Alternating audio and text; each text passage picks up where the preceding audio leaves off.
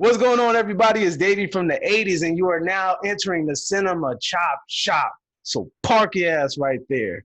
Today, I got a special guest. Tell them what your name is. YouTube was good. It's your boy Jody Joe. I'm here on Davey from the '80s channel. The what is this? The bad, the disgusting, the negligent, the good, the bad, and the atrocious. Hey, yeah, it's the Cinema Chop Shop now, bro. Remember, we scrapped that idea. We scrapped that idea. My Bro, bad. the motion. Cinema Chop Shop way better, bro. Yeah, I know, bro. It's very Way catchy. better. I was actually trying to hit. I was trying to hit my little my. I want to hit 100 by the end of the month, but it don't look like it's happening. I'm stuck on 69. I saw you do a reaction. It had some views on it though. Which one? The I had a couple. The most recent reaction was probably the most recent. Terrifier. I was looking. My two biggest videos have been my debate with you about Kong, my first video, and then also I did another Godzilla video, and I got like a really good viewership from the fan base. So those are my three biggest videos. But other than that, I'm out there grinding. I noticed that my Dragon Ball Z videos and my Godzilla videos do like real good, and then depending on the film, it does all right too. It's just you got to keep doing it, so the algorithm will show you more love. It's really a grind thing. Oh, that's all good, man. I ain't tripping. Like I said, grinding is the process. Hey, let me know if my mic goes all Kane again, all right? Like, I ain't trying to... Remember Kane from WWF when he had the little thing? Yeah. I'll let you know. Let myself on fire. I remember that. That mess was funny, bro. The homie told me that. He was like, you sound like Kane from WWE when he had the voice box. I'm like, you stupid. Yeah, I was getting clowned in that video. They was like, computer love.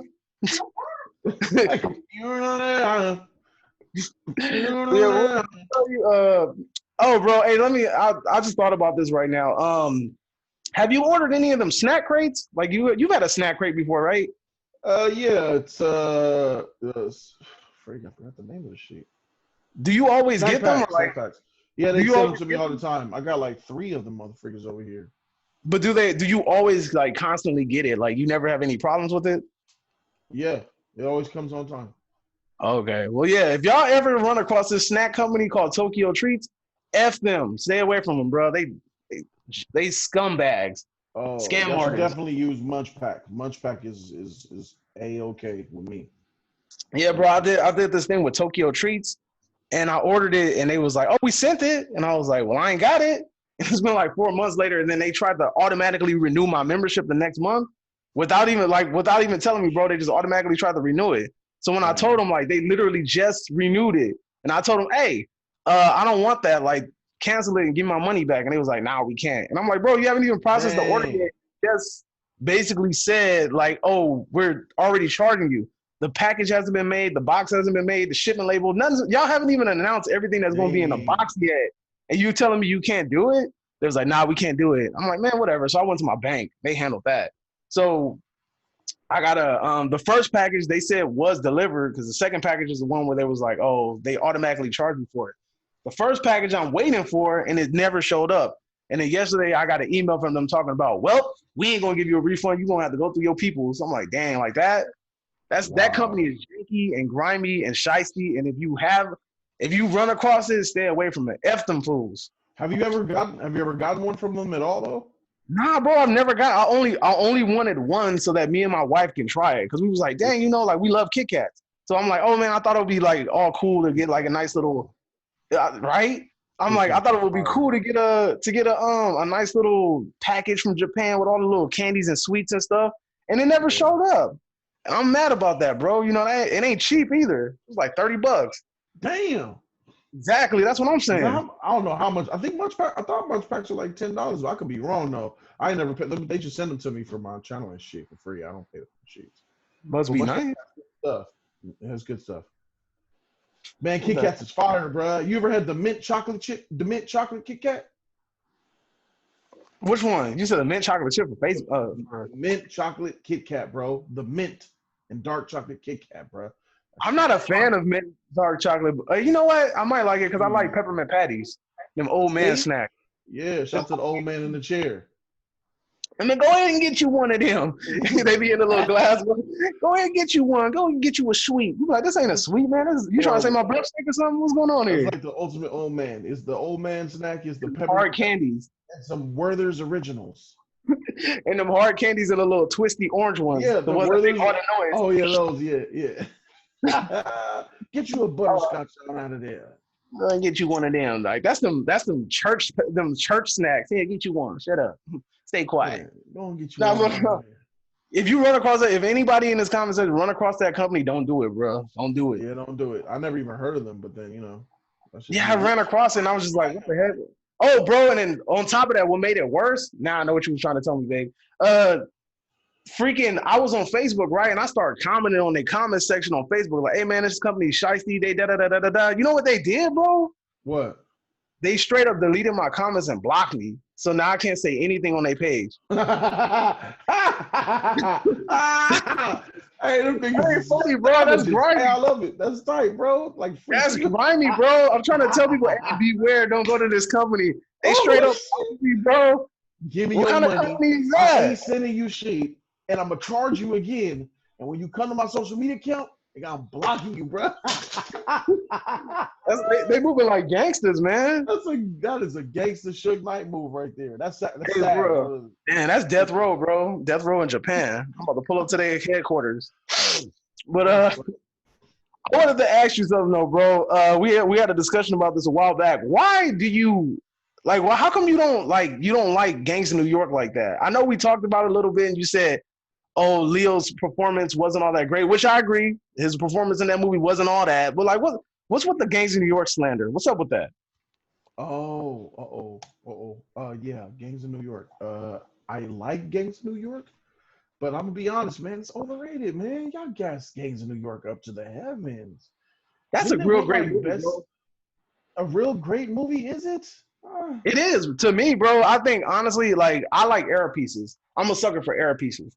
So that, and then on top of that, like Daniel Day-Lewis, like that movie put me on to Daniel Day-Lewis. Like I didn't even know about this guy like that. That movie put you on to Daniel Day-Lewis. You haven't seen The Crucible? Oh yeah, I have seen The Crucible, but I didn't know who Daniel Day-Lewis was. That was in high school, bro. The only reason I watched The Crucible is because we read the book in high school and we had to watch the movie. So that's the only reason I watched a movie in high school. But at that time, I was kind of like, I wasn't like a film junkie. Like I wasn't into film like that. So I probably could have looked over his performance in that movie. But like I said, Gangs in New York, bro, like, I don't know. I'm a sucker for era pieces, bro. And I think Daniel Day-Lewis rocked it, bro. Like in that movie, he did a really good job. That's the first movie where I realized who he was. Yeah, Daniel Day-Lewis did good. Leo did okay. And Liam Neeson was good. But Liam Neeson was only in the movie for like 5 minutes, bro. That man died longer though. But hey, he died in the first 5 minutes, bro. He was a straight up priest. Told his son, cut your cheek. Wipe the blood off. It doesn't have the, and I understand, the fighting like this is, I get it. But yeah, that's some Irish shit. They wear straight Lucky Charms, bro. Magically delicious. These hands. I'm sorry, bro. That is just so weak to me. That people getting fish hooked. It's the whole the way the story came together. It just didn't do it for me. The acting was okay. The story itself was like me. It had no ultimate climax for me. Like it had no great ending either. Okay, that ending, yeah, okay, I'll give you that. The ending wasn't all that. Like it was supposed to end with this great battle, and then it kind of like turned into like a civil war. Yeah, it didn't feel epic. It didn't feel. He won by default. Leo won by default. He wasn't supposed to win that fight. He won that by default. Lewis was murking him, bro. He was in the shadows. He kept cutting him like a samurai. But why is it so? I never bought into the whole the gangs of New York fighting. Why are they all fighting each other? I don't have the reasons to know why they're doing these things. And it's because it's literally like some gang stuff, bro. Like those gangs actually did exist. Like I didn't know that they really existed, but they really did. It was like they didn't delve deep into why. They didn't delve into the history of it. Like the life. This is our life. This is the way we lit. We didn't. The film didn't say it. You just have to know that that's how it was.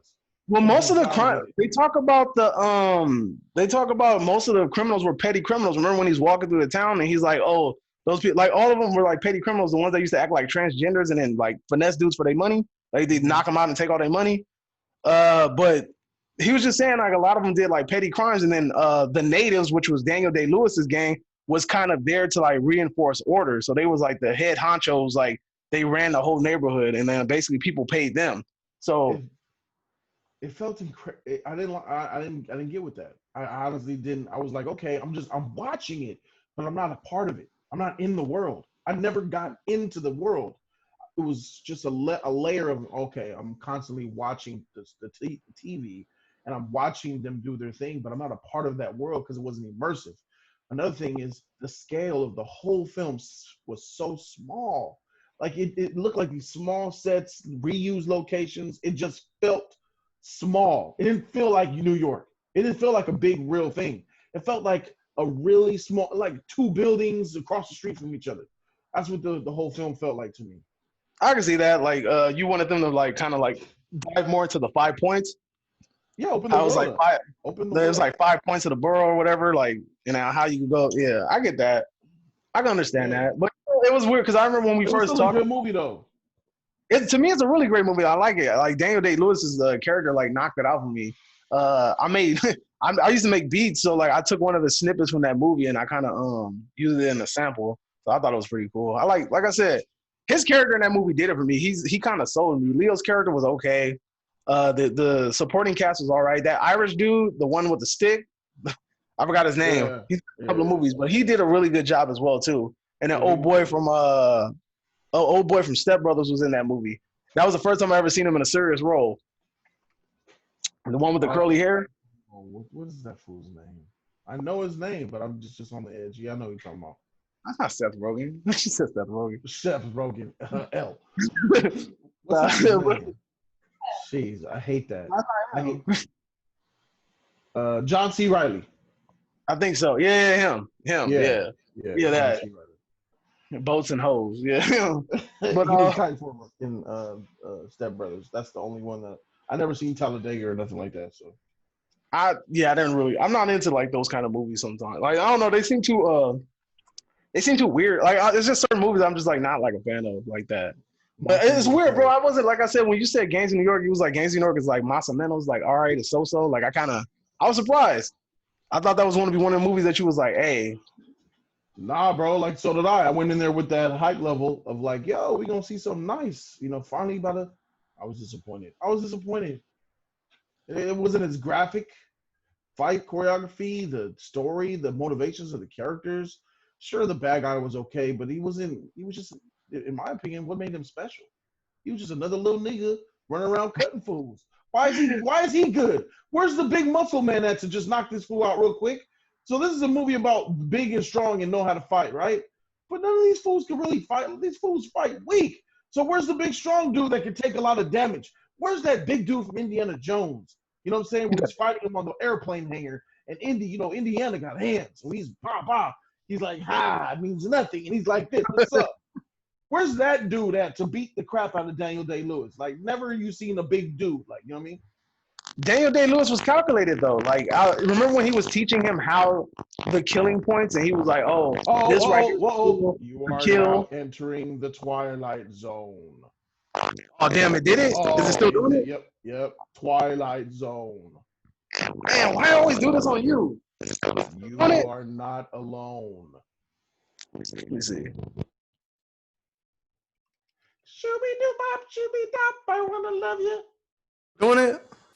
You're good now. All right, cool.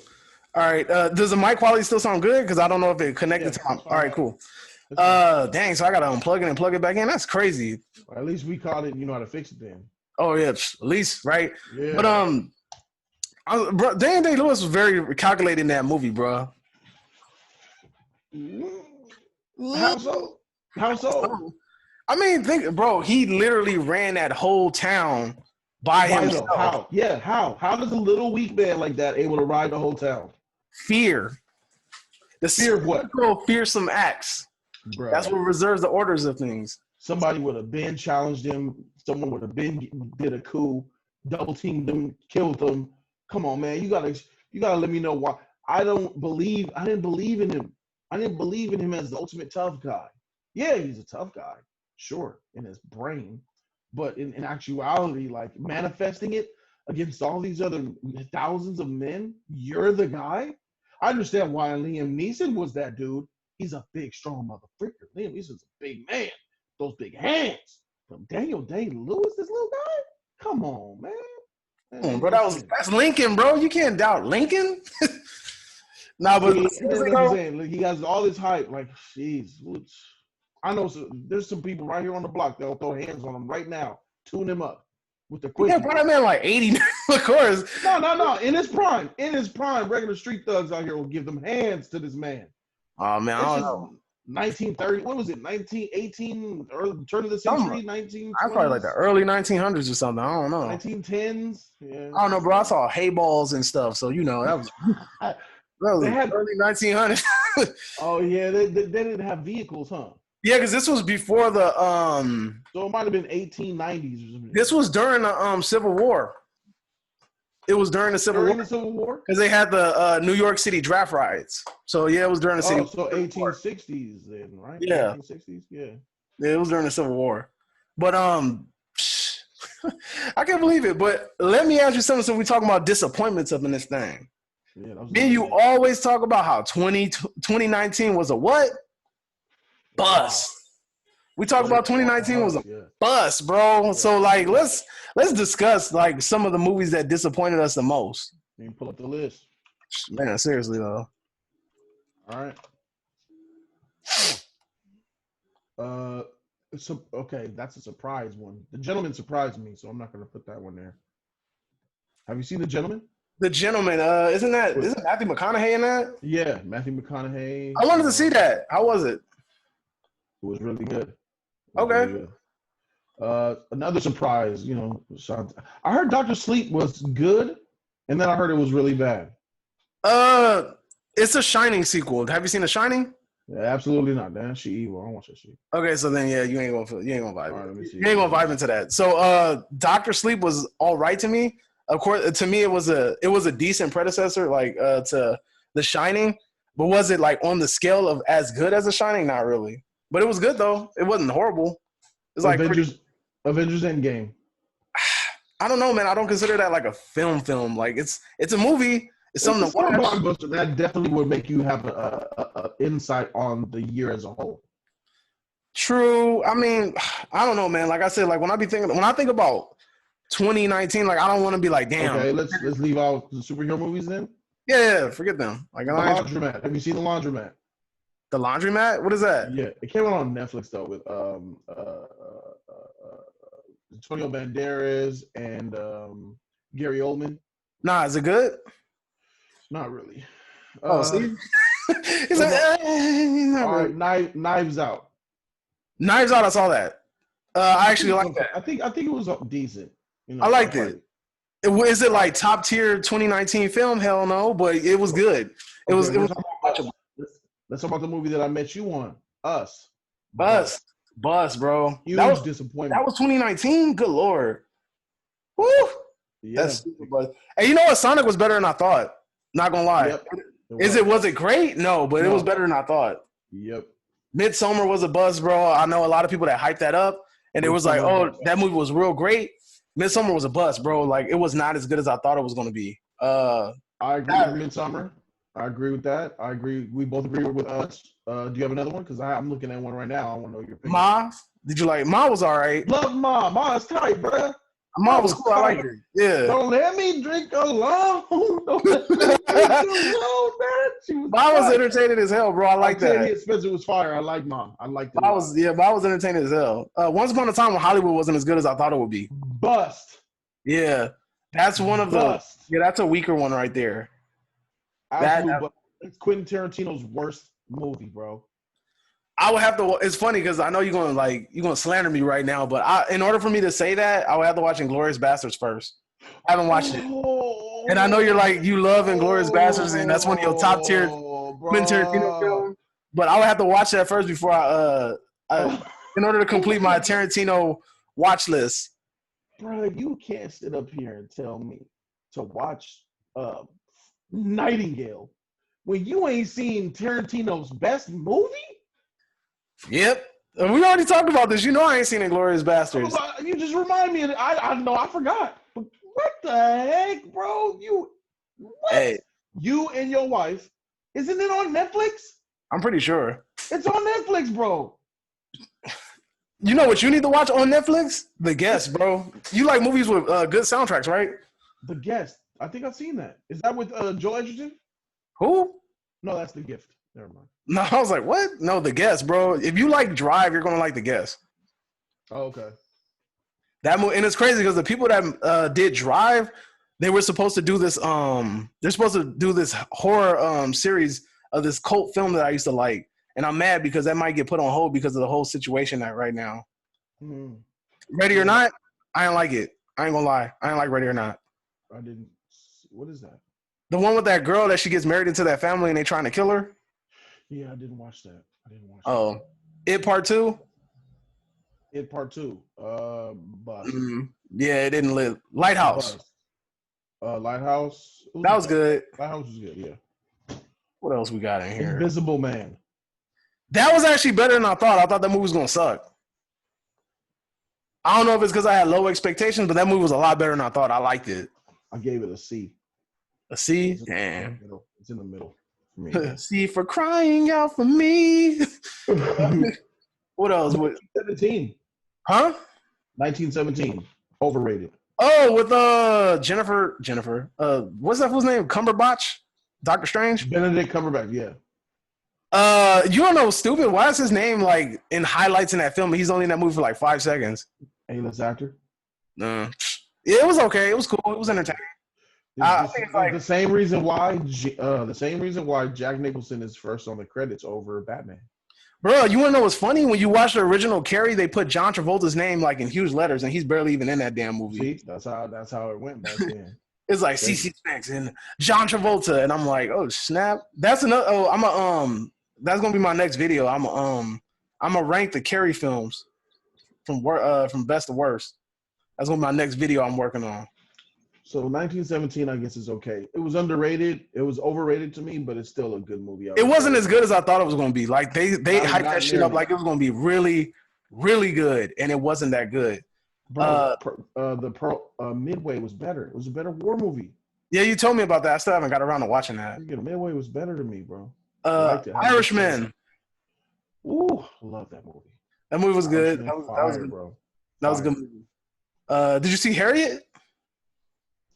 I was going to go see Harry, but everybody told me don't do it. It's trash movie. It's propaganda. It's terrible. It ruins Harriet's name. It's all right. I mean, it's I don't know, man. Someone told me that she was literally being talked. God was talking to her and telling her where to go and shit. Yeah, but that's what she thought. From what I've been made to understand. Yeah, but I heard that it would look like that it's just terrible ideology. Just seeing that happen, like he said, it was described to me that she would be like, no, this way. Oh yeah, she was doing that, bruh. That way, bruh. I'm sorry. Did you ever get around to watching Crawl? You told me to watch Crawl. I heard you said Crawl was a lot better than it was really good. But yeah, bro, I thought it was gonna suck. I'm not gonna lie, I thought it was gonna suck, but it was a lot better than I thought. Yeah, I haven't seen it. So let me see. Because it was hype. Gemini Man. I've never watched it. That was a bust. I didn't watch it. I would not pay to watch that movie. I would have to find some black market process to do that. Why? Why would you not watch the Will Smith starring movie? Pay to watch it? I need to make you, man. I've heard you and other people say it was whack. I'm not paying for that. I need to find. Okay, I need to find some sort of black market process to watch. I've learned my lesson. Certain movies I used to be like, I really want to watch this, and I would buy them to watch them. And then when I watch them, I'm like, fuck, I should have just left this at the store, man. And I hate that process. The last movie I did that way was this older movie with Jamie Lee Curtis called Road Games. And the only reason I bought it is because I couldn't find any black market way to watch it. So I bought it on Blu-ray. And I was like, after I bought it, I was like, damn, I should have just left this. I should just left it at curiosity. Did you see Ford versus Ferrari? I did. I liked it. I liked that movie a lot. That was actually a really good movie to me. I'll give it a B. I found one that we're going to disagree on. Uncut Gems. Loved Uncut Gems, one of the best movies of the year. I think it was all right. Are you calling it a bust? It wasn't as good. It's a good movie, but it's not. It wasn't as good as I thought it would be. It's the best Adam Sandler performance of his career. Yeah. I mean, that's not much to that's hey, not American. That's not a lot to say, bro. it's something. And then there's Reign Over Me. Those are probably like the only two serious roles that he's had. Have you seen Reign Over Me? Mm-mm. You should watch that movie. It's pretty good about him. Like his family died in like 9/11. He's like trying to cope with it. Good movie. Mm. That movie's pretty good, bro. Yeah, you tripping, bro. Uncut Gems is one of the best movies of that year, bro. Not at all. That shit ain't even top 5. Why don't you? Why? What the freak? I don't like. I watched it and it was cool to watch, but it's not to me. Like at the end, I was just like, that was all right. Like I didn't. It wasn't one of them things where I was like, damn man, that movie was tight. Oh snap! Like I need those amazing sequences going, that tension, that score, the busy life, the anxiety. It just was like, KG did it for me. KG was tight that movie. But was tight. KG was super tight, bro. Like I believed it, you know. And I was he and it's funny because for him to be like a non-actor, bro, him being in that movie, he was just being him. He was being himself, though. Exactly so, right, yeah. And it was funny. Go ahead. Everybody, not just KG, but the dude that from Get Out. He was. Oh, yeah, the little homie. Adam Sandler was good. The girlfriend with the big old was good up in that motherfucker. Everybody had a play. That was a good story, man, of a piece of shit, jewel dealing, and that ending. It was like, I understand. I'm shocked, but he got what he deserved. The ending was very shocking, bro. I ain't gonna lie. The ending was fire, bro. Yeah, but I mean, just to me, bro, it's just like it didn't do it for me. Like I just couldn't I couldn't give it that top 5 spot, bro. Like I felt like there's better movies that I've seen in front of that movie. We'll get to your top 5. We know Parasite's in one of them. Parasite, Joker, Irishman. Nah, that's not in my top 5. And then these are 2 foreign films, bro. So not foreign, but indie, Nightingale, and the other indie movie is called Piranhas. It's an Italian film. Okay. I like that. Piranhas is like a rising. It's like a coming of age gangster flick, bro. I like it. Oh, I like those. Yeah, that one was cool. It was literally about some youngsters, bro. I've never seen that Astra, bro. I wanted to watch it. Is it good? Have you seen it? Never seen it. I wanted to watch that, bro. Like they've been killing it with space movies lately, and I really wanted to see that. Like they've been doing a really damn good job with space movies. I really wanted to see that. And like that is funny because last year we were talking about it and we were like, dang, dude, if 2019 ends and Joker's the best film, that says a lot. Can you tell me something about Jojo Rabbit? What are your thoughts on it? Isn't that show with the crazy animation? No, it's the Taika Waititi movie about the Hitler little kids and bro, I've never watched it. I've never watched that film, bro. I've heard about it. I think my aunt saw it. She said it wasn't all that. My aunt is a huge film buff too. She watches movies like me, so she saw it. She said it ain't all that. Okay. What else came out? You said Escape Room was tight, right? Escape Room. Oh, yeah, that was entertaining for sure. It was like a C+, but it was entertaining. Oh, got a bust. Terminator: Dark Fate. Oh, I didn't even see that, bro. I kind of based it off of what y'all was talking about. I was like, I ain't gonna see that. Terminator: Dark Fate is another bust. Charlie's Angels, another bust. Back to back. Let's go. Did Glass come out last year? Yep. Bust. That's a super bust, bro. That's a busted baby, bro. Bust, bro. Bad. Have you seen I Am Mother on Netflix? That's a good one. I Am who? I Am Mother on Netflix. That's a pretty good one. It's like this little sci-fi thing. What else? Let me see. I'm going down this list right now. Cobra Suit was whack. All right, look. There's this film, bro, that I saw at a screener. It's called The Prodigy. It's like a horror film. That was a lot better than I thought. It's not an A film. It's a C film, but it's like entertaining as hell. I didn't see Happy Death. Oh, Alita Battle Angel, that came out last year? It did, January. Oh, yeah. Then that was tight. Alita Battle Angel was way better than I thought. Yep, same here. Did you see Greta?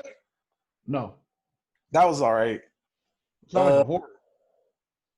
Greta is a movie about this lady that returns this lady's purse. Old girl from Kick-Ass. Chloe Oh, from Kick-Ass,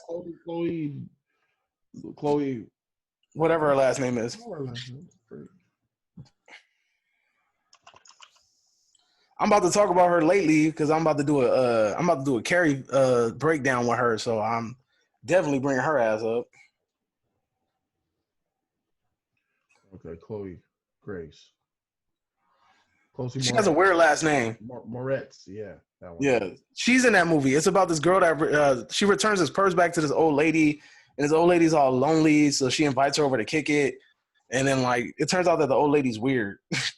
So like that's when the little dynamic comes in. It's supposed to be like a horror movie. It was all right. It wasn't that bad. Let's see what else. Us was whack. Oh, did you ever see Hotel Mumbai? No. Hotel Mumbai is tight, bro. You should see that movie. That's a crazy movie. Is it an indie movie? I think I've seen it in a regular ass theater, but it's probably by an indie market. Yeah, it's by ArcLight Films. But Hotel Mumbai was tight. You should see that. That's based on a true story too. Okay. Let's see. Unplanned. Yeah, I saw that. I didn't want to watch that. Only reason I watched that is because the homie that does like reverend work in Tennessee begged me to watch that damn movie. Pet Cemetery wasn't that good. Hellboy, did you see Hellboy? Nah, huh? You don't watch that stuff. Mm-mm. Like I don't know. That came out last year. What the hell? Jeez, all the hype around that. I guess Midsummer had all that hype because how shocking it Biggest buster, Midsummer. What else? What else is big? Oh, John Wick came out last year. That was tight. Yeah, that's an A movie. Bro, I saw John Wick at the Crenshaw, bro, and I was like, that shit was hella ghetto over there. Is it fun with the audience though? Ain't no place like it, man. The audience, they got the best audience, bro. It depends, bro. Like there's just like timing. It's all about timing. Like your timing when you wild out is everything. They were wilding out at the wrong time. My boy, I was getting annoyed. I was like, hey, shut up. Go watch a black movie at the crib. Woo! It should be pop. Do you watch Tyler Perry movies? Yes, I do. I boycott Tyler Perry, bro. Sorry. Why? I don't know, bro. I don't honestly, bro, after watching so many Medea movies and so many movies, like I feel like it's sort of like mockery. Like I feel like everything, like when you watch a movie, it's like black people crackheads, you cheating on your wife, you beating the shit out of your wife. Or you're a single mother and things like that. Like I feel like they're very minstrel showish. Like they seem like minstrel shows. You know what minstrel shows are, right? Minstrel shows? Yeah. Mad Black Woman? Sort of, but do you know like No, but do you not? Well, minstrel show. I know that's a good guess, though. That's funny. I see where you're going with that. No, minstrel shows are like things that used to take place back in the day at like little vaudeville shows. And what they would do is people would dress up in blackface and then make fun of black things or things that were perceived to be black stereotypes, and people would get a kick out of it for like laughs and shit. So that's sometimes I feel like he's doing things that, or he's making fun of, or he's highlighting stereotypes of black people for laughs. And me personally, I don't like that. Like, I feel that it's kind of like a mockery sometimes. So that's why I really don't watch Tyler Perry movies no more. Like, I feel like he's making a joke out of us sometimes. You know what? All the time.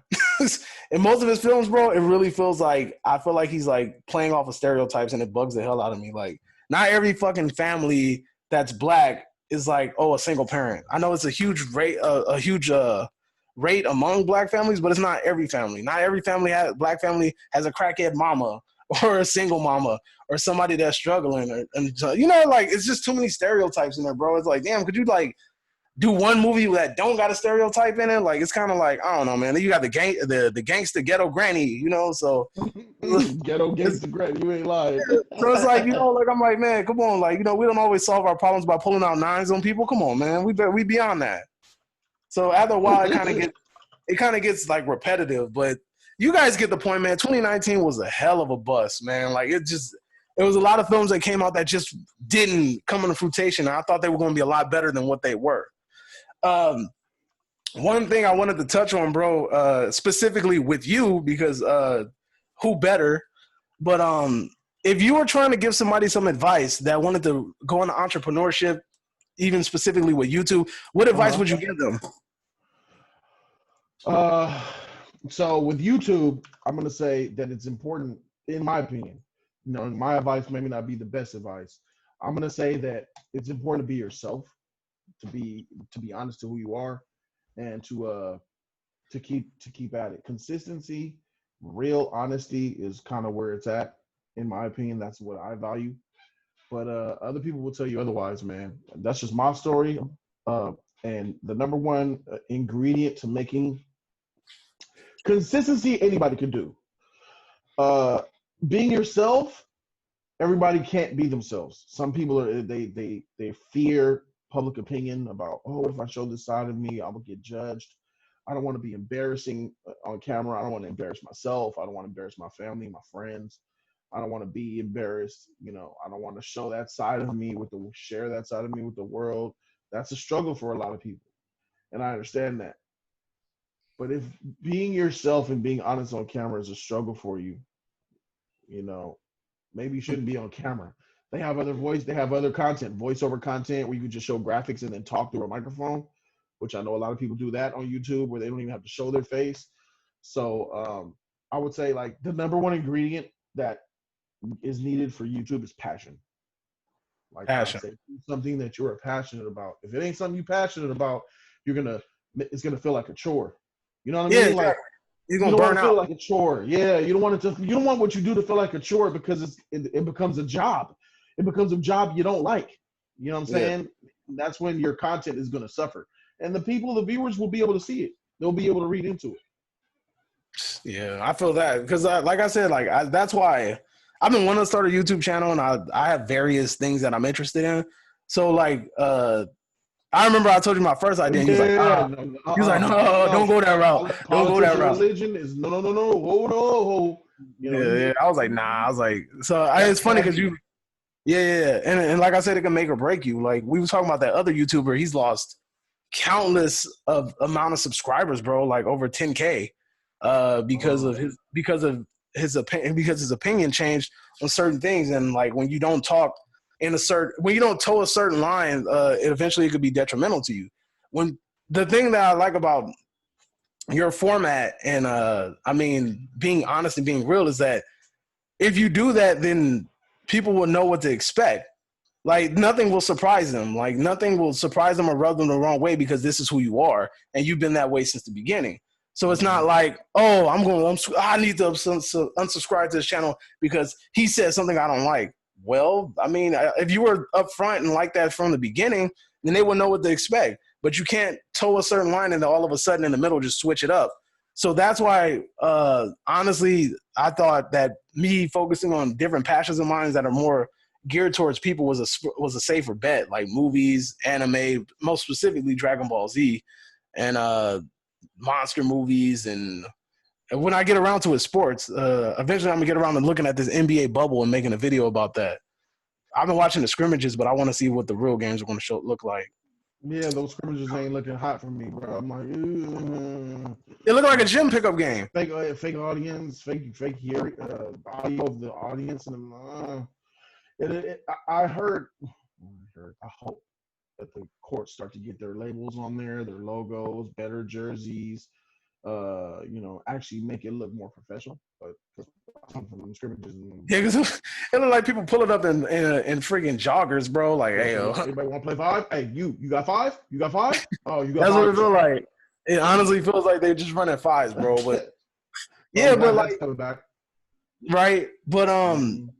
like I said, bro, I've noticed that a lot of people I know that entrepreneurship is like a very it's a new pathway that a lot of people are trying to take, but a lot of people don't understand the grind and a lot of people don't understand the They passion that don't. it takes. I They remember don't. talking to a kid and he's about to graduate high school and I used to work with him when he was younger. And he's like, "Oh man," he's like, "What's going on, man?" I'm like, "Oh, what's going on?" And I'm like, "So what's going on? What do you want to do? Like, what are you doing? Like, are you graduating on time? Like, what's the process?" He's like, "Oh, well, I'm going to a continuation school right now." I'm like, "Man, so you messed up?" And he was like, "Oh, a little bit." I was like, "Are you going to graduate by 18?" He was like, "If I keep going the way that I'm growing, yeah." I was like, "All right, are you getting a GED or a high school diploma?" He's like, "A diploma." I'm like, "All right, cool."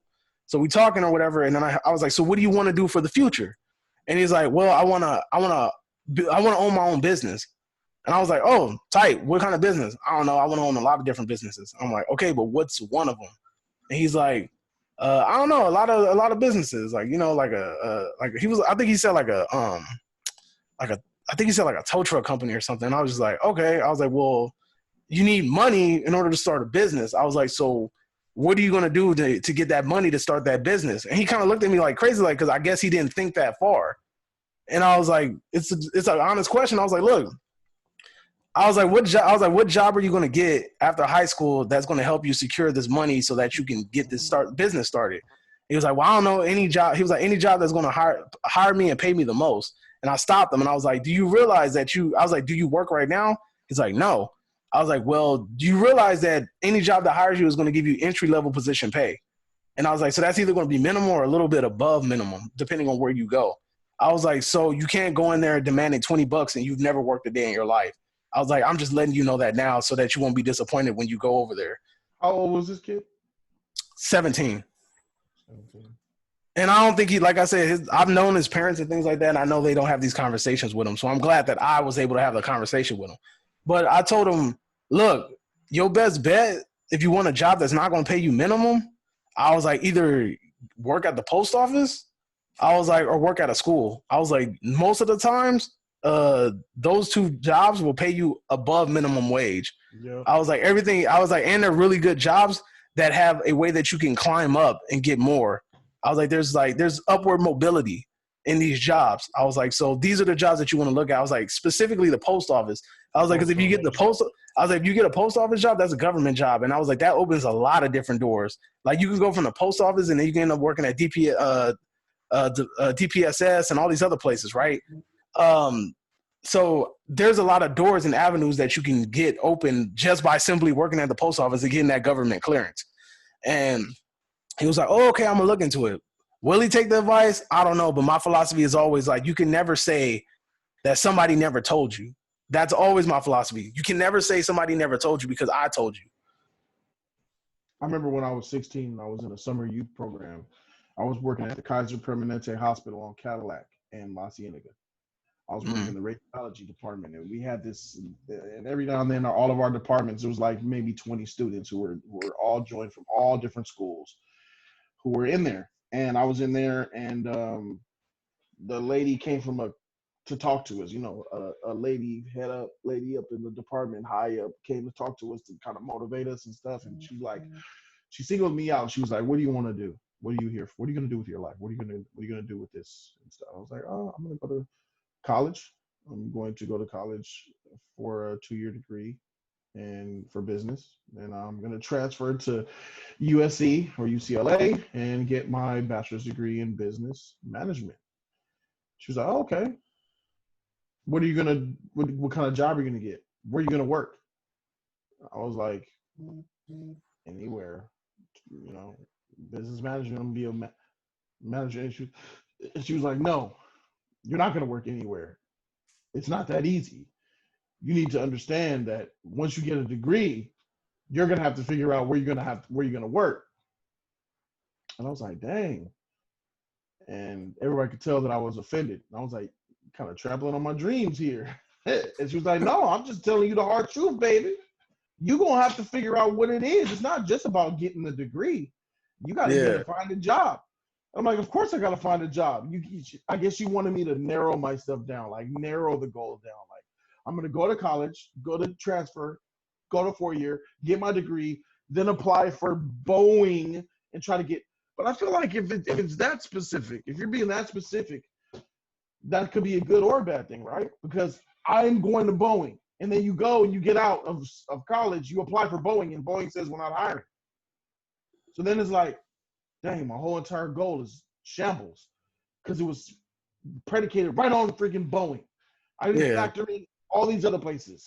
Like for me, when I was in my mind, I always had the idea of being a store manager of like maybe an audio store or logistics at FedEx or something like that, or a Best Buy, something like that where I'm dealing with customers and shit. Yeah, you know, people person, but maybe she was right. I never ended up being a business management. I kind of went above that a little bit. Sole proprietor, right? You know what I'm saying? It's like a sole proprietorship, entrepreneurial and all that. So, who knows? Even when your plans, and those were my plans at 16, bro. The plan at Yeah. 16, it kind of went in that direction, but it turned into something I never thought it was going to happen. That's how life is, bro. So with I know why she told you that though. I know exactly why. Why do you think she told me? Because, bro, being a college graduate, once you walk that stage, bro, you have no idea how many of those people have no freaking clue what they want to do with their degree. I've met people, bro. I met a guy who was one of the dudes that used to work at one of my jobs.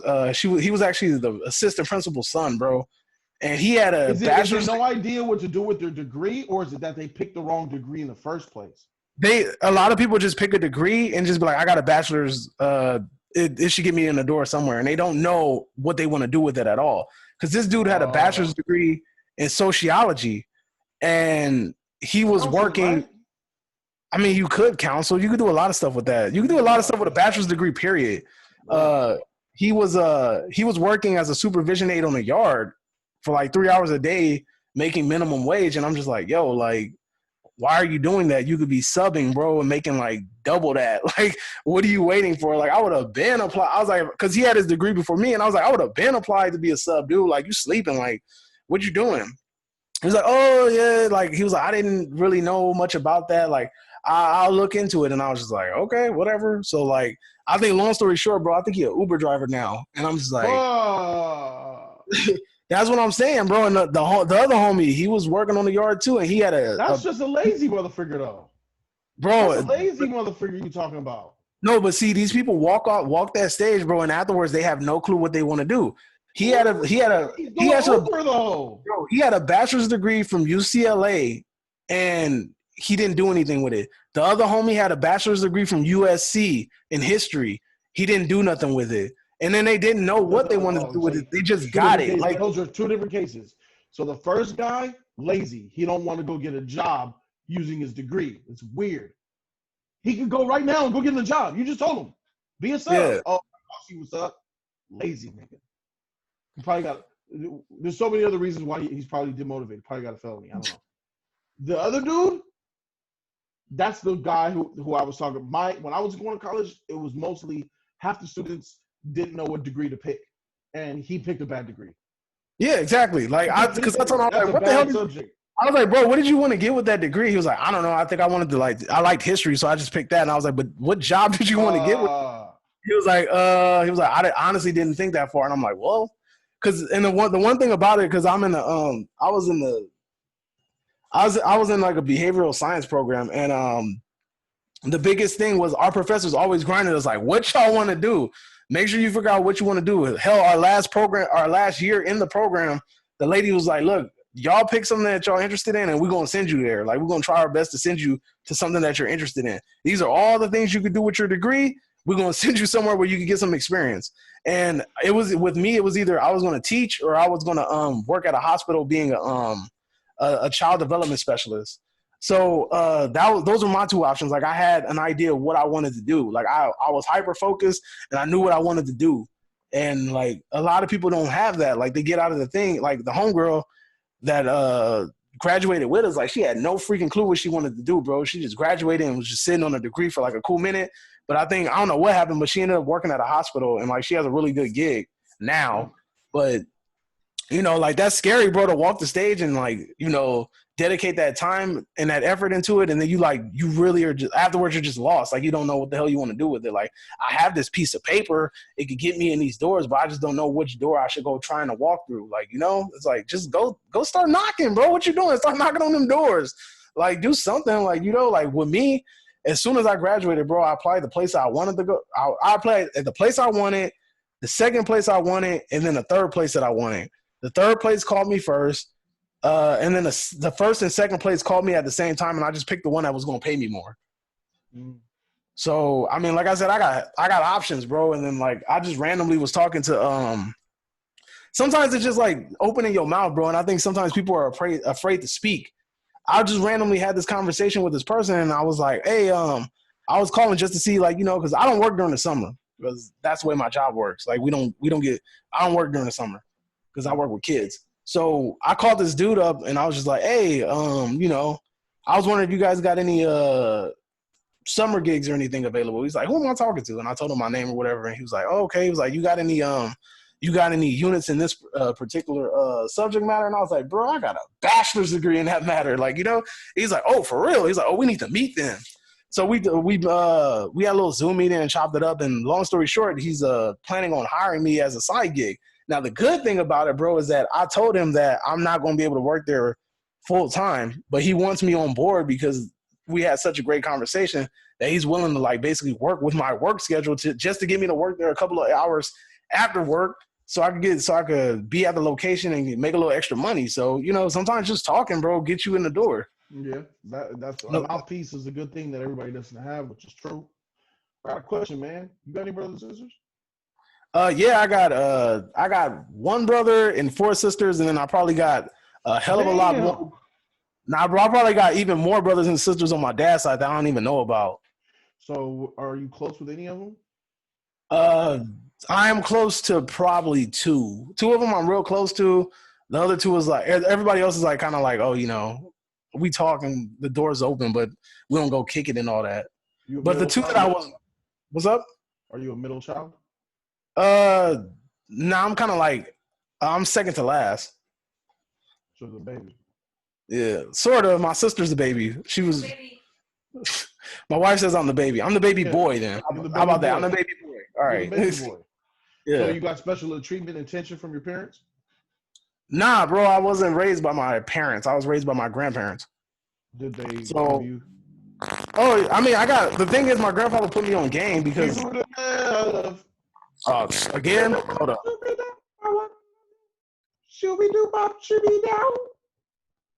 All right, let's see. Hold up. Let's see if it popped back. Is it good now? You say something again? Computer love. Yeah, I hear you. Okay, cool. Okay. I think it's probably going to take a minute for the mic to like click on, but we're good? Yeah. Oh, yeah. So my grandfather, I was raised by my grandfather. My grandfather honestly put me up on a lot of games. So, you know, that's like 2 generations worth of information. And so everybody just split up? Everybody was just like your brothers and sisters? My brother, I was lucky. My mom lost custody to all of us.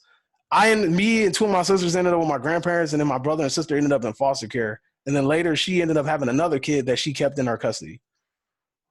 Okay. But yeah. Are you in touch with the ones that were in foster care, or are they? Yeah, we're cool. We talk. Okay, good. We talk, yeah. So, because I'm trying to see what is it about you that makes you like kids, like to be around kids, help kids, work with kids? I'm gonna keep it a buck, bro. I honestly got it. That job when I started working with kids, it was just a job. It was either that or work at Little Caesars, and the school job was paying more, so I went that way. Because you said earlier you were gonna either be a teacher, which means working with kids, or help kids with the developmental. Yeah, see, but that was way late. That was a little bit later down the road. When I first started school, after high school, I ended up joining. You know where Trade Tech is, right? Yeah. Okay, I went to Trade Tech, bro, and I was in the electrician program. And I did 1 semester of that, bro, and I hated it. Like I wasn't into it. I was in there cracking jokes. I wasn't paying attention. I was just like, I wasn't hyper focused. It wasn't something I was interested in. My grandfather talked me into it because he was adamant about me learning the skill and being a part of a career that would have longevity. And he said, go the electrician route. You get paid a lot. I know a couple of people in the field, whatever. I did 1 semester of that, bro. Couldn't do it. I was just like, I don't like it. So I kind of spent maybe a year or 2 trying to figure out what I wanted to do. And at first I was just going to get my general ed degree or whatever. Then I was going to do something with computers. And my grandpa was like, boy, everybody do computers. He was like, there's people out there that they ain't even got a degree that get computer jobs. You guys, too much competition there. He was like, you need to find you something where, you know, you're going to have some longevity and stability, like electrician. And he was mad about that, bro. He was pissed off. I remember he came in my room at 6 o'clock in the morning. Was like, get out of here and go find a job. I was like, damn, it's 6 o'clock in the morning yet. He was mad, bro, that I left that program. My grandpa was on my head, bro, but I appreciate that. He was always lighting a fire under me. But he taught me responsibility at a young age too, bro. At 13, I got a job at Clean and Green, and he made me pay rent while I had a job. at 13. Clean and green. Oh my god, bro! This nigga just threw me back. Isn't clean and green like a junior high thing? You could work summer or some shit like You can do that. junior high or high school, bro. Clean and Them green helmets, bro, and them khaki pants. Yep. green. Green. Oh shoot! I ain't heard that since I was in school. Yes, bro. I used to work at Cleaning Green. Yeah, you just clean up and stuff, right? You just paint over graffiti, and they had us clean up alleys and stuff. But we had a real cool supervisor, bro. So we did that for like the first 2 weeks, and after that, we was just driving around, just painting over graffiti. Like at first, we was cleaning out alleys, bro, and it was disgusting, bro. You find like heroin needles and crack pipes and shit, and bombs and everything everywhere, and like it's disgusting, bro. And then and then we did that for like a week, and then after that, she just drove around and had us like paint over graffiti, and I remember we was in Watts, bro, and this dude pulled out a gun on us because we was painting over the damn graffiti in the alley. Dang. It was crazy. Yeah, but I remember, bro, I was 13, bro. I got my first job at Cleaning Green. He was like, look, you getting a job, so you gonna have to pay me rent. You can't just be sitting there and hold on to all your money. So he taught me responsibility early. He was like, you can either give me $100 now every month while you working, or he was like, you could just give me, how long are you supposed to work? I'm like, 2 months. Or you could just give me $200 for the whole month and then keep your next check. I was like, I'll just give you the $200. It's whatever. So I gave him the $200 and then banked the rest. He was like, small boy. Jeez, I ain't even lie, bro. Tough. That's a tough way to grow up. Think about how you that tough love. Yeah, bro, he was on my head, but you know, like I said, it made me. As a grown man now, we look back. But in the moment, weren't you like, my grandpa ain't shit, man? Of course, bro. I'm like, why are you doing this to me, bro? I'm like, I remember minimum wage at that time, bro, was $6.75. And that ain't nothing, bro. So like I was like $100 gonna hurt. $100 hurt. Yeah, I was like $100 gonna hurt. I was like, cause $6.75, and we only worked Monday through Thursday, and then Friday we had to volunteer for free. Like it was whack, bro. Yeah, what's that? $250 check every week, $500 every 2 weeks, something like that. Something like that, bro. It was whack, bro. It wasn't all that, but it was cool to have money, you know. Like it was cool to have a job and earn a little money. So like I said, I hit him with that rent, and then just kept bank the rest. I remember I opened up a bank account at like 13. So, you know, my auntie taught me at a young age too to save. Saving is important, bro. Like a lot of people do not realize the importance of saving at all.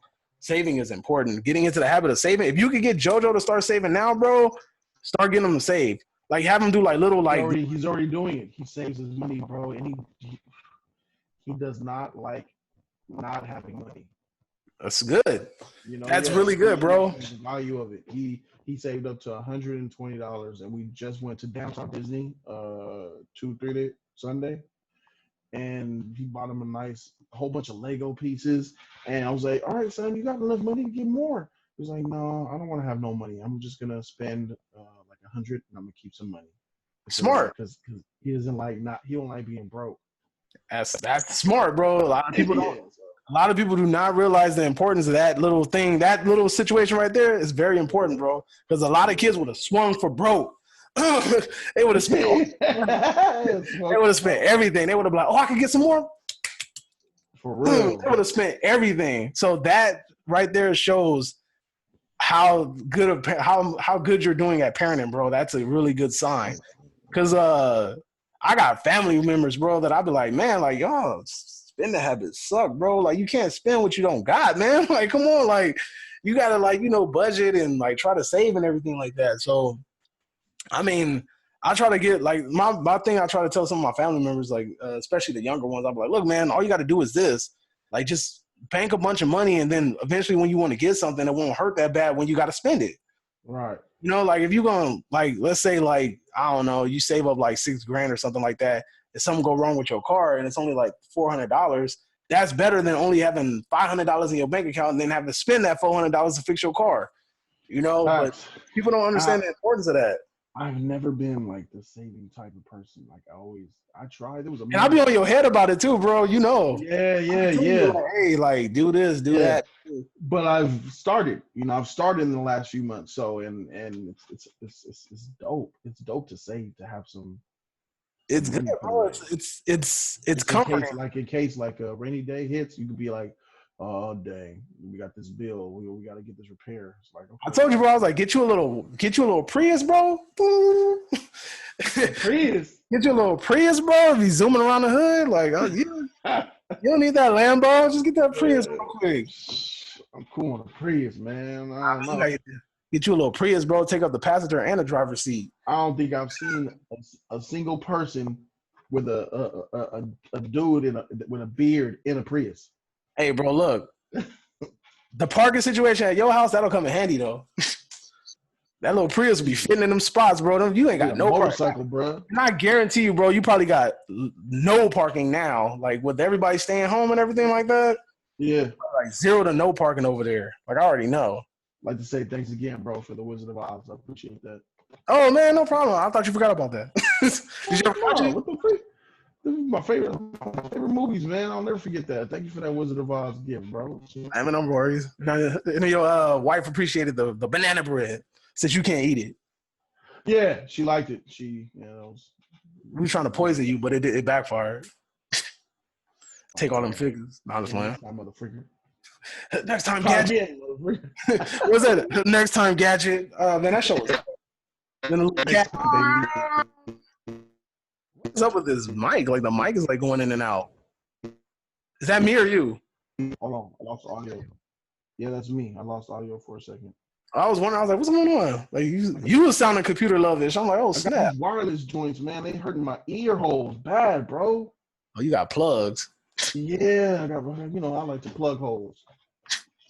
I like to plug my holes. So, shit, man, freak. So how you vibing out with my channel, bro? Is my channel? How's my channel doing? What can I do to improve my channel? Well, naturally, you know what I'm saying. Without investing a lot of money, I'm throwing the money out the window because you're just starting. Consistency is key, and what you're doing is great, man. You're doing fine. I would say, if you want to get more like views and more subscribers quicker, more reactions, people are more. The algorithm is more kind to reactions. More people just watch and view reactions. So add and that reaction you did was. You got to learn how to edit that shit, bro. Let me see. Let me go through this reaction real quick because I was like, wait a minute, why is the whole screen? Yeah, because I did Zoom, bro. So it was doing it was doing a screen share, and I was like, what the hell? I need to find a way. Yeah, all right. I see you up at the top. There's a way to split screen it. I think I need to figure out how to do that. So I'm like, all right. I see the format. All right, oh, he's up there, top right corner. All right, fine. Probably go bottom left corner. Probably make yourself bigger, make the trailer smaller so you can get more commentary, or maybe I understand the trailer bigger, however you want to do it. But yeah. I would say more reactions, probably. Start reviewing movies that people have watched, bro. That would help a lot. Hey, just throw one or two in there, bro. Just one or two. I'm like, this guy's the indie movie channel. Right? It was like Nightingale, Freaks. The hell? I'm like, what is this? I'm like, no, this is so D, man. This is exactly who he is. But it wouldn't hurt to throw in some stuff that, regular humans have seen. Hey. Burn Baby Burn, a Firestarter review. Crazy documentary on Netflix. Hey, bro, that's in one of the top 10 though, ain't it? Oh, is it? What's it called? Don't fuck with cats. Nah, I think it is, bro, because that was like a huge hit. Like the only reason I reviewed it is because a bunch of people was talking about it. Yeah. Okay. I feel like it was. I feel like Freaks. Okay, Freaks was that was just like a Terrifier 2. Hey, that's a cult classic, bro. That's gonna be cult status. That's gonna be. I feel you, cult classic. But how about you? Throw maybe just once a week. Throw a classic Die Hard, Terminator. Throw a classic old movie that everybody loves reviewing. Yeah, I noticed that movies and things that people have actually heard of get clicked more. Yeah, who would have thought? Who would have thought, right? Like, mathematically speaking, it's probably more wise to review every now and then a movie that 100 million people have seen versus reviewing a movie that you know probably 2,000 people have seen. Hey man, don't be hating on the process. I'm just like, no, I like what you're doing. Just maybe just throw a popular one in there, sprinkle it in there. Like, I see, but the thing is, I want to do more. I want to do when the movie theaters and everything starts opening up. I can start doing things that are brand new, and I think that'll help out more. Like right now, it's just like kind of like there's nothing really new other than stuff that Netflix puts out. So it's like I gotta just go off of that. I've been doing a lot of series lately, bro. By accident, Mind Hunters. Hey, that show is fire, bro. You gotta watch that show. That show is tight. Is it like a movie? It's a show that's based on the FBI serial killing profile unit that got created. It's based off the movie. Oh, really? Movie like that? With LL Cool J. You ain't seen it? Nah. Pretty good. Watch it, bro. It's pretty good. It's called Mindhunters. It was released in, I think, 2003, starring LL Cool J. Christian Slater is in there. Well, that's a tough sell, bro. No. Christian Slater, LL Cool J, that's a tough sell, bro. No, it's about FBI agents who are going to this island to train and learn profiling. Really? It's the same movie. It's a movie based. This show is based off the movie. Well, do you think that like I said, I'm about to tell you what's coming up. I did a review of the MTV Scream series. I did that. That's on Netflix. I haven't done it yet, but I'm going to rank the Carrie movies. I did Mindhunter season 2 because I said I was going to do it after I did season 1, and then the Poughkeepsie tapes, which dropped today. So what about like top 10 horror movies? What about top 5 horror tropes that I hate? Top 10, discussions like that. Like why? Hey, bro, I ain't gonna lie.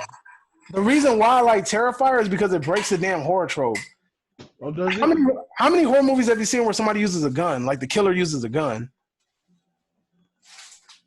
No, not many. Exactly, right? So this dude uses a knife like halfway throughout the movie, and then out of nowhere just pulls out a pistol and pops this chick when she gets the better hand of him. Funniest thing I ever seen. Funniest thing I ever seen in my life, bro. I was like, what? I didn't expect it, and I was like, that's so tight, bro.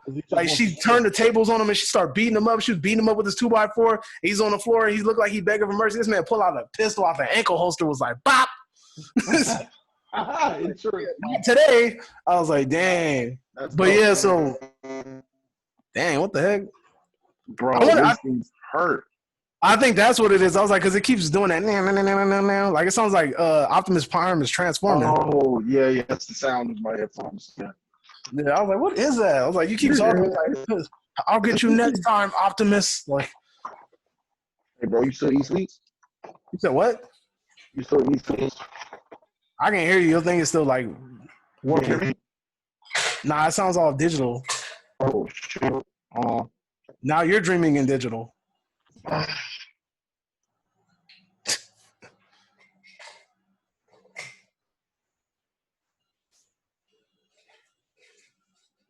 Uh-oh, he had to pull out the Xbox headphones. How you doing? Me too. Are you still recording? Yeah, sadly.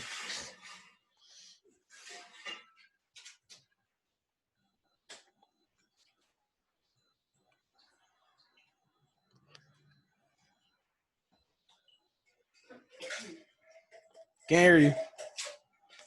I don't know what happened, but your audio is gone.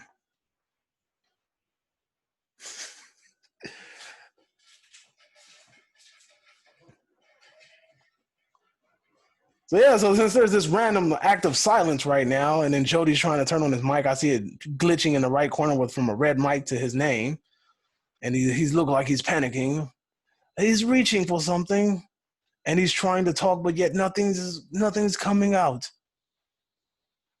As he looks around in confusion, he's still talking. You can't hear anything, no. And it looks like he's trying to unclick the mute button, but yet it won't let him. He's still talking, but I cannot hear him. You can't hear me? Oh, now I can. There you go. There we go. We're good now. I had to change my headphones. Golly, these earbuds is killing me. They come in 3 sizes, so I gotta change the size of my ear hole. These are too big. Oh man, bro, that's funny. But yeah, this is gonna be a very that moment of silence. Can we please have a moment of silence? Black on black violence. Exactly right. Liquor. What song was that? Moment of silence by Nas, wasn't it? Oh, Nas. I think it was Nas. Can we please have a moment of silence? You I want to leave me from violence, or something like that. Yeah. No. But yeah, man, it's crazy, bro, man. So I'm glad that you're doing. Hey, what about instituting like panelists discussions and stuff like that? What about that? Have you thought about? I might if I could find like a one good topic, bro, I might do like a huge Zoom meeting and invite you, and then we all just like kind of like discuss some things. But we gotta have we all have to have something that we all know something about. It can't be like, that's definitely like horror stuff. I can't throw you in the mix on that because you're gonna be lost. Like, what's I going don't on understand. here? Why is it? Why can I ask you again? Why is it that you like horror so much? You like the feeling of being scared, but you don't look like you get scared. So what the freak is it? I don't get scared. Oh, bro, but look, hey, you know what though? Look, it's hard to scare me, but I'm not gonna lie. The last movie that I reviewed, the Poughkeepsie tapes, shameless plug, the Poughkeepsie tape review that I just dropped today. That movie honestly freaked me out a little bit, bro, because it's so realistic. Like when sometimes we go jogging at night or we walk the dog at night. Mm-hmm. And honestly, bro, like it really kind of like, it makes you feel like there's somebody out there that's crazy like that because it's so realistic and it's so humane. Like this dude breaks into somebody's house with a camera and he's like just filming them as he's like roaming their houses and he's plotting to kill them. And it's just crazy, like knowing that there's probably somebody out there like that. Yeah. And that movie kind of freaked me out, bro. Like the last movie to freak me out like that was Saw, because it was like you could just imagine like somebody sneak up behind you, hit you in the neck with a needle, and it's like you wake up in a damn dirty ass bathroom that ain't been cleaned in about 8 years. Bro, if you in real life get caught by Jigsaw and you wake up in a room with a puzzle, do you try to complete the puzzle or are you instantly trying to kill yourself? I'm trying to get out of there, bro. I'm trying to get out of there, bro. But I ain't gonna lie, bro. If they over there talking about like you got to cut your hand off or something, I'm myself right. That's it, bro. Deuces, man. Because the old dude that cut his leg off and then crawled out the But it was funny because the key was there the whole time. But anyway, yeah, in the tub, right? It was like wow, but like it's like all you had to do was listen. It's crazy, bro. Like when you really think about the creativeness behind some of these Saw movies, bro, like it got to the point where I was just watching it just to see the twisted ending. That's it. They're dope, bro. I love them Saw movies, man. The ending made those movies, but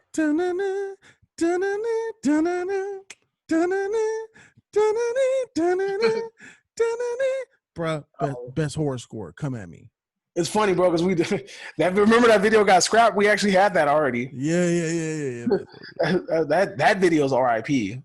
that got DeLorean dumped. But yeah, so bro, that movie. What the hell was that, man? Everlasting.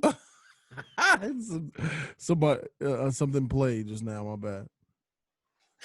Well, all right, bro. Before we get out of here, what's something that you're working on? What's your next thing that you're working on? Or plug your channel, plug something that you're working on. Let the people know what's going on with you. Twitch channel. I'm gonna be doing more gaming and shit, bro. So you or Code?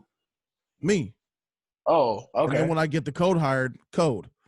Okay, what games are you trying to play? I don't know, bro. Like probably Detroit. It's a game that I want to play. I heard Detroit is pretty good, story-based game. I'm probably gonna play some Call of Duty for sure. And kind of whatever. Mafia Definitive Edition's coming out. Okay. So I'm about to buy that and play that. See, I'm not a gamer though. You feel me? So me either, bro. Like I kind of fell out of it. Like I play 2K. I play 2K for different reasons than everybody else. Like I go into my GM mode, bro, and I'm trying to build the dopest Laker team I could scramble together. Like, right, bro. I mean, like I think this 2K, this GM mode is way different, bro. Like they be they kind of picky. Like I built a really good Laker team, but it's like if you don't get all the little things that they want you to do like done, like they fire your ass. So like I built a really dope Laker team, bro, and I think that team won the championship that year, but they fired me because I wasn't doing their little side missions. Like, I don't know, like make sure that the coaches are happy. Like, I don't care about these damn coaches. Y'all better just win this damn game. Like, that's all I want. I never got into the 2K is fun to play, but I never got into those modes and stories and creative and street. Bro, I said not this 2K, but the one before it, my Laker team was so stacked, bro. Like, I was set for like the next 10 years easily. Like, easily. Did you just keep updating the roster and stuff? Bro, I drafted smart. I traded smart. Every time I traded for somebody, I traded for a young prospect, bro, that had high upside. And it always panned out. So my team was stacked, bro. And it was like, if I wanted a superstar, I could easily trade some of them young assets for that superstar. It was I drafted real smart, bro. What was your team? Do you remember your team? Bro, at one point I had Giannis and Kawhi on the same team, bro, with Paul George. Dang. Like, that's a stat. I had those three players on the same team, bro, because I gathered a bunch of young assets and I traded for them, and then also I signed some people in free agency. But I was smart about it. Like, I was real smart about it. I think I even still had LeBron on my team, bro. My team was stacked, bro. So you could really play GM in the game. Yeah, like I like moving pieces and moving things around. Like, I remember a long time ago, bro, when I first started playing 2K, I had Eric Bledsoe, Dennis Schroeder, Giannis before he got popular. I think who was my center? I forgot. I think I had Rudy Gobert and I think when Blake Griffin was popping, I got him. That was my team. I was killing.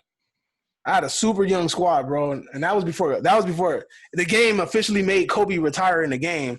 So Eric Bledsoe and Dennis Schroeder took over, and they was running shit. Eric Bledsoe. Man, we winning this year, bro. I'm hoping for the win this year, bro. I feel like it ain't gonna mean much. It's not. It's not gonna mean much because that little Orlando bubble and all these players opting out. Like, I feel like it kind of takes away it's like whatever. Like, any team that win this year is always gonna be tarnished. It's always gonna be like, that was the bubble year. Like, you know. So what about the lockout season though? I mean, you can say that too, yeah, but. I mean, everybody came back during the lockout season. Only people that didn't come back is those whack players that went to China. Yeah, there was nobodies. Like there was really like nobodies. I think the best player that came back from China was J.R. Smith, and he got signed mid-season with the Knicks. I'm so mad that this fool's on our team, bro. He's gonna be our dismay. And that man just had 20 points in the bubble, though. Oh, shout out to him for having 20 points in the bubble. Leave him on the bench. Leave him on the bench. When the playoffs hit, he don't play. But he's more consistent than Deion Waiters. I don't think so. I do. Deion Waiters is an up-down player. J.R. Smith is way more consistent. J.R. Smith consistent? Those don't even go in the same sentence together.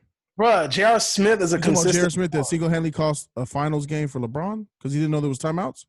Yeah, that idiot. The one that beats up the dude just now in Hollywood and then before getting on the team? That was hilarious, bro. That man I would have did the same thing. I would have ran out on him. J.R. Smith ran out on him. The same. Bro, that fool's an idiot. You're over there beating up small dudes because, what, threw a rock at his car or something like that? I don't know, he was messing with his car. Hey, man, like, you know, sometimes you gotta let him know I might get paid, but I'll still put my hands on you, you know? I ain't always got to pay security guards. But facing that lawsuit, though. Hey, he really is, but that's on him. I mean, he got the money to pay for it. You better pay it in Hennessy or something. But, yeah, bro, I honestly feel like Deion Waiters. J.R. Smith is more consistent scoring than Deion Waiters. That's my opinion on that matter. Like, for real. I'm happy that the Lakers have Giannis's younger brother, but they have to develop him. This can't be one of them things where it's like, oh, we just got him there just to be there. Like, you got to develop him. Like, throw that man some bones or something, or have him work with Dwight Howard and Anthony Davis, because he can end up being like a Clint Capella, bro. Like, easily, he could be a Clint Capella piece. Like, for the Lakers. He just got jammed on a couple of games ago. That kind of that was right? The other brother of Giannis. The one that's on the Bucks. That's Thanasis. He got so smashed out of him, bro. But that dude is a 6. His brother, the one that got dunked on, he's like a 6'6" guard, bro. And he got bunnies. He can jump, but he tried to block some almost 7-foot dude. And he went up for the block. I give him credit for going over for the block, but he got smashed on. But Yeah. Giannis's brother is tall, bro. He's almost 7 feet. He's like 6'10" or something. Oh, okay. He's kind of tall. I think he's like 6'10" or a little bit below that, but he's tall enough to like actually go up there with people. He frail though, like he got a really skinny frame, so Yeah. he gonna need to work on that. Because I remember when Giannis came in the league, bro, He was that skinny. man, he was paperclip skinny, bro. He was Yeah. thin. But if he can get on that Giannis diet or the Anthony Davis diet, like he could bulk up. But we'll see. Yeah, we'll see. It's gonna be interesting. We play the 30th, right? Tomorrow.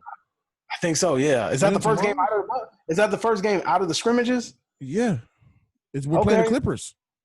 Oh, I'm gonna have to catch that. Yeah, we're playing the Clippers. What's today? Hey, do they still have these stupid things playing on the NBA network? We're playing tomorrow, bro.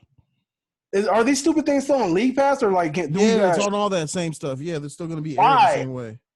That's I don't know, bro. I'm about to be looking for I have the hookup website for all the games. Oh, me too, bro. I'm about to, man. You know what I'm saying? I'm about to go. As soon as I click that link, it gives me all the updates of every game that's playing. They be like, this versus this, this versus this. Yeah. That's how I watched that last fight, the last MMA fight that was going down. I was like, oh, snap, they having a fight today, so I win. Yeah, we got Tyson and who you got? I got Tyson. Tyson, he gonna, bro. All day, bro. He about to crush Roy Jones, bro. He about to get hurt, bro. Anybody training in freaking briefs, my boy, is not to be messed with. This man just woke up out of bed in his boxer briefs and just started training. Like he gonna work. I just hope that it's a real fight. Not, you know how exhibitions could be real dainty, not trying to hurt the other. Yeah, stuff like that. Bro, Tyson looked like he out there to hurt somebody. I don't know. That man, like, I got a reputation to uphold. I'm either biting your ear, I'm taking your head off. Tyson's about to clean, bro. But then again, like, if Tyson don't get it done in like 3-4 rounds, it might be trouble for him. Because I'm worried about his conditioning. If he goes, yeah, because Roy Jones seems like he's more lighter on his feet. He'll be better conditioned for a 10-round bout or 8 rounds, do an 8-round exhibition. Probably, but yeah, Tyson probably need to put him down kind of quick. Yeah, exactly. Or else, so if you don't break his sheet early, then he might. Because I don't think Tyson ever try to. See, the thing is, a lot of people don't understand about Tyson can box. Yep. Don't let the fact of him being a brawler fool you. Tyson can box. He can box, yes. And hopefully he can. Hopefully, everybody trains a certain way. If he's training to put the hurt on him early and lay him down early, then that might, like you said, after 3 rounds, that's going to pan out. Like, it's just like, whose fight was it? It was Canelo versus somebody. It was like, after a certain round, I was like, if he don't put him down by this round, it's a wrap. Because Canelo's conditioning is way better than his. So it's the same situation in this particular situation. If Tyson don't put him down early, bro, it's a wrap. Like, it's going to be like McGregor versus Mayweather, bro. Oh, that was crazy to see. He was out of gas, bro. And he was Mayweather was like, I could do this all day. Tearing that face up, bro. I said, this is crazy. That. Bro, I went to the theaters to go watch that. It was fun. Oh, yeah. Yeah, going to the theater to watch boxing matches is dope, bro. Yeah, that's dope. I'm glad that they do those events at the theaters now. It's dope. Well, hopefully we'll get theaters and by the end of this year or something. This is what they should do. The theaters need to make adjustments like the restaurants. They need to make air purification systems, and they need to chop their roofs off, go open air, and put like a metal cage above it so where like the sides is like open air so the air can ventilate. They need to make ventilation systems. Okay. Yeah, because I was just like, y'all could just hit the theater with the little bleach foggers at the end. You know how they have the little foggers that they be riding through and like sprays like a little bleach. The problem is being in the theater with these other sick niggas. In the Rona. You need some ventilation in that motherfucker, bro. You know what I mean? So, you know how they have open air malls where the roof is open and shit. You know, do that with the theaters, bro. It's gonna take a lot of money, but for the future, I think it'll pan out and be worth it, bro. To me, it's a solid investment, you know. Yeah. But it's when all of this blow over. Hopefully, when it does blow over, they're gonna be sitting there with they top missing convertible theaters and shit. Like they're gonna be sitting there like, what we gonna do with this big hole in the roof? Like that ain't a problem no more. Like, well, we're gonna have to just keep it. We're gonna have burglars, they're gonna have Catwoman coming down the banister trying to steal movie theater ideas. You know? You gonna watch Tenet? It's coming out in I think in a couple weeks. They're digitally releasing it? No, they're gonna put in select. They're gonna do a worldwide release outside of America and only in America select cities. So New York, Chicago, LA. LA? It's gonna That's be yes. surprising. Yeah, That's very surprising, bro, because LA LA's kind of like the shutdown capital of the world right now. So I ain't risking that shit, bro. Man, that sucks. Would you risk it? Would I risk it? Not for that movie. Yeah. I would have risked it for Halloween Kills. Yeah. I would have risked it for Halloween Kills. That's about it. Why do you like horror, bro? I don't know. I wouldn't risk it for Candyman though. Yeah, that ain't even came out.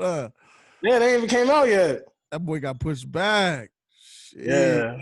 I heard that movie was weak. I heard so too, man. I heard bad things. The homie from England was like, I heard from an American blog that this movie is terrible. Yeah, I heard the same thing, man, bro. Yeah, I've heard bad things about that, but they better take that time to edit. They got time now. Y'all got nothing time. Fix that thing.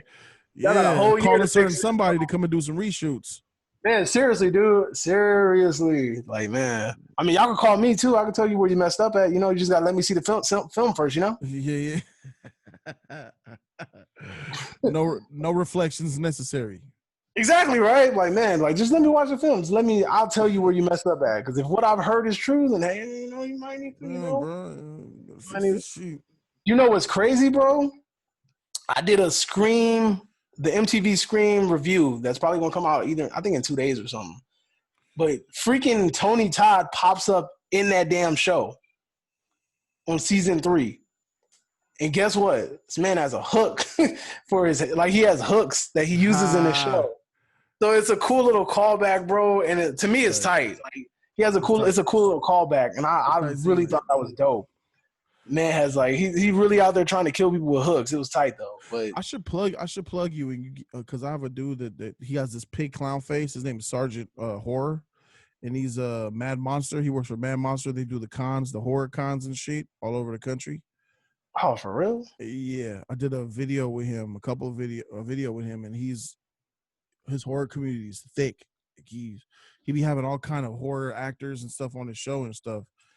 And he could be looking for guests and stuff to be on his show. So I already know you go over there, y'all talk the horror, bro. It's gonna pop off. Oh man, you better set that up. All right, so I'll make those connections. Yeah, I'll make those connections happen, bro. So I'll plug that. I'll let you know what happens, and then y'all can get that popping off. That's tight, bro. Hell yeah, thanks. I appreciate that. Mm-hmm. Man, yeah, because I'm trying to, if he be having horror guests on there, your boy get an autograph or two. The best autograph I got right now is from the what's this dude's name? The composer from Killer Clowns from Outer Space. That dude was at what's that damn place? Little convention. The composer from Killer. Yeah, the composer from Killer Clowns of Outer Space, bro. He was at Frankenstein's. Tight. Yeah, we went right before they was about to shut everything down, bro. We went. We was like, fuck it. We went. Got that autograph, and everything. I was like, all right, cool. I was mad because I was supposed to go to me and Tiff was supposed to go to the hell is that con called? Monsterpalooza. We were supposed to go to Monsterpalooza, bro. Okay. And we were supposed to meet the whole. Is that in Pasadena? Yeah, one's in Pasadena and the other one's in the son of Monsterpalooza was in Culver City. No, not Culver City, in Burbank. Bro, we were supposed to meet the whole cast from The Craft. So, old girl from Scream is in that movie. I forgot her name. The main chick from Scream. But we were supposed to meet the whole cast from Scream. We were supposed to meet Doug Bradley, who's a Hellraiser. And somebody else was supposed to be there. But it was and I think Kane, who plays Jason in one of the movies, in a couple of the movies, he was supposed to be there. We were supposed to go, bro, and they shut down everything. Then they did Son of Monsterpalooza, and I was supposed to meet the director of freaking Hellraiser, Clive Barker, who's also the writer, the author that made Candyman and all that stuff. I was supposed to meet him at Son of Monsterpalooza, and it was somebody else that went. Somebody else was supposed to be there. And, we didn't end up going because the Rona, it shut down everything. Oh, yeah, and Rona hit. The crazy thing is, before the Rona even hit, I was supposed to go watch a midnight screening. Not midnight screening, but they were showing Chucky at midnight at this one movie theater, and the director was going to be there. And you know, when you go to those events, they can like sign autographs and stuff. Computer love. Shooby doo bop, shooby dop. I wanna love you. Shooby doo bop, give me now. All right, I think that should be good. Yeah. That's my that'll be all Jordan right. Peele and Issa Rae are teaming up for a supernatural movie called Sinkhole. Never heard of it. I heard about Annabellum. How do you feel about that? Annabellum or Sinkhole?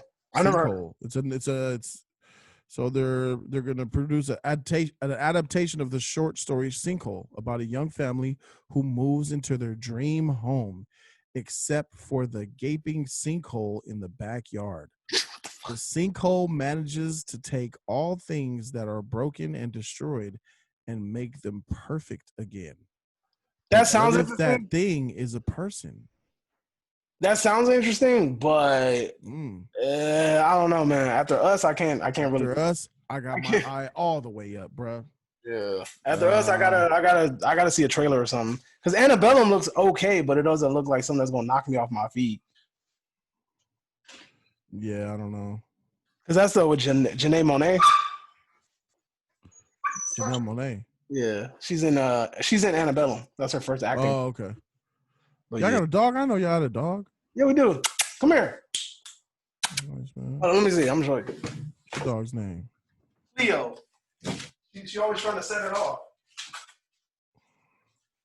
Where are you about to make your first guest appearance? I think this might be a second. I don't know. Hey, you chubby, bro. Ooh, He eating good. that's Cleo. That's a girl. Oh, Cleo eating good. She pregnant? No. Hey, she Oh, lost she weight, just- bro. Leave her alone. She just eating good. You nice and meaty, girl. Huh? All that butt in the back. I know somebody can't wait to get behind that and clap them cheeks, Cleo. Ooh, you nice and thick. Cleo bark at him. She about to exit out. Like, I'm tired of this. I wish we could tell dogs gender like we could tell humans apart, you know what I mean? I mean, you would just have to kind of figure out the ins and outs of it, but you know, I think you can. Shoot. Why you call her chubby, man? She ain't chubby. She Hold her up. Maybe I'm tripping. She like, nah. She kicking, that's why. She a little meaty. She ain't as big. Nah, as she I used thought. to be bigger, bro. She used to be a little wrecking ball. Yeah. She used to be big, bro. Like, she lost a lot of weight. She need to get spread out. She need to go ahead and let Dion, that pit bull from down the street, go ahead and clap them cheeks twice. Nah, she don't like. Y'all ready for some puppies? Nah, she fixed. Oh, it's a wrap? Okay, yeah. Yeah, she fixed. She ain't gonna have no puppies. But yeah, she's awesome, though. That's my wife actually found her. She saved her, and that's how we got her. Oh, that was nice. Because she was driving home from work and she was in the middle of the street and she looked like she just got hit or something, or I don't know. She looked very disoriented and confused. So my wife pulled her car to the side, blocked the street, and then hopped out and then saved the dog and put her in the back seat and then came to me. And she was like, "You want this dog?" And I was like, "No." I was like, "We already got a dog in the back." So she kept it. And then when we moved in together, she obviously was coming along. So here she comes. yeah. Yeah, so speaking of puppies, what's up, bro? You finna have some little Mexican and black or Hispanic and black seeds running around soon? Not right now during the Rona, because going to hospitals and all that stuff is like impossible. So that I heard the Cedar Sinai, bro. They ain't playing. Like the whole hospital's separate. It's like 2 hospitals now. One for regular sheet and maternity and all that, and then the Rona side is across the street. Oh, okay. So Because I know that a lot of people having babies right now because of the Rona, if you know what I mean. Oh, I know what you mean, but it's just like I said, like getting checkups and things like that. Like a lot of these places be trying to get you to do it like online or do it like a Zoom checkup and or you go and you get blood work and then you leave and it's like contact doctor's appointments. Like, it doesn't sound something like, I don't feel like that's like the safest. I would want to talk. I agree, bro. It's like having a baby during what's the sheet? The Quiet Place. Yeah, exactly, right? Like in the middle of the shower, like close a little glass and all that stuff. Like Bruh, yeah, it to me, it was just like, I don't know, like that doesn't sound like an ideal time to like have a kid. That's kind of that's scary true. to You're me. right. You're right. You're Uh, right. You're right. but yeah, because my cousin recently found out that he was diabetic. So he got really, really sick and ended up in the hospital. So he was at a little company in Marion, Torrance. And when I went to go pick him up, I was just trying to meet up with him in the medicine place, like where the pharmacy. No, you can't come in. What do you mean I can't? There is no visitors. Like you only come here unless like, you're a patient. I'm like, I can't go. No, you can't go in there. And I was like I was getting mad. I was like, dude, I'm just going to go sit in there. Like, I don't want to be sitting out here for like I don't know how long. And we ended up waiting outside for him for an hour because they didn't want to wait to let us in. And then with my cousin that recently passed away, they only allowed a certain amount of people in the room at a time. So the whole family went and we had to go in twos to go visit her during that time. So I'm it's surprised that a lot of people couldn't have even do that. I know. We got lucky. We were actually fortunate to even have a funeral because a lot of people aren't allowed to have funerals. So we were lucky enough to actually say goodbye to her like with a funeral and have her have That's a lucky thing. Yeah. yeah, exactly. We actually were able to have a funeral for her. And then the people at the cemetery was very cool too. They at first they were like, oh, only a certain amount of people in here at a time to go to view the body being put into the mausoleum, but then eventually let everybody come in. So yeah, so this is a very, very scary time for everything. Employment, it really is. Going out, funerals, weddings. Like our wedding got put on hold because of this, and like it's wild, bro. Like everything is just getting thrown off a whack, and it's like I don't know when everything's going to get put back into place. A lot of people were saying that possibly after November, like things will start kind of like leveling out. We'll see. So hopefully. Man, we'll see what happens, man. Here's to us continuing to be on our grind during these difficult times, my bro. For real. Still making it happen. We got to still be out here, bro. Got to still keep pushing forward, man, for our families. Exactly. Yeah, that's why you think I was out here looking for a slider. So I'm like, look, man, I ain't going to just sit here and just be like, well, can't do nothing about that. Because I'm in a very weird situation where, like, even the company, the district that I work for is very strange about allowing people to collect unemployment benefits under certain conditions. Like my job status is weird because it's kind of like on call. So they can just be like, oh, you're still employed. It's not that you're unemployed. So it makes it a very unique situation. So that's why they kind of play around with like unemployment and they don't like really let people really grab it like that. So yeah, I know, right? So like I said, I'm gonna give it about a week. And if they don't give me the call back saying that they got guaranteed work, I'm about to make some phone calls to these people that I made real good connections with. And I'm about to throw my little sales pitch at them because I know how to talk. And we about to make something happen. I ain't about to just be sitting here. I'm about to be an asset to somebody. Yeah. And they gonna know it when I talk to them. Send them facts, bro. I'm rooting for you, bro. Man, always. If not, you can pay me like $50 to come sweep up the studio or something, Oh, nothing. I got you, bro. It's nothing. I got a microphone for you here too, motherfucker. Come get this shit. All right, bro. Well, we about to wrap it up today, man. It was amazing talking to you. The first episode, nice chop it up. Chop it up. Right? I got an axe, bro. I need to bring that out. You got an axe? Yeah, I got an axe. This horror got to his life, bro. It's crazy, bro. Nah, I got a prop axe, bro. It looks legit though. My aunt was actually, she didn't want me to. For Halloween, I was Billy from Silent Night Deadly Night, so I had on a Santa Claus costume, bro, with a freaking axe walking around. Jeez. And my aunt was like, "Don't do it. I don't want you walking out there. These crazy people probably think you real, and you probably get shot by some cops or something." And I was like, "Nah, I'll be all right." So I told her that I wouldn't take it, but I took it anyway because then that defeats the whole purpose of the costume. Of course, gotta keep it a buck. Gotta make sure we lie to our parents. That's what we do. But hey, man, it was amazing having you on here, bro. We gotta come back and do this again. Yeah, I'm down. Maybe I'll get a big panel on here. We all talk it up. Justin says he wants a piece of you, so we're gonna see how that work out. Yeah, make that happen. That's nothing. Yeah, he said he's adamant about it, bro. He hit me in the DMs like, man, I want JODY, and I was like, all right, we're gonna see what's going on. Yeah, all right, for sure. One day, if you want, bro, you can invite me to one of your lives. Oh, I can. All right, Mr. Busy Man. All right, for sure. Zoom, but just let me know ahead of time, bro, so I can just All right.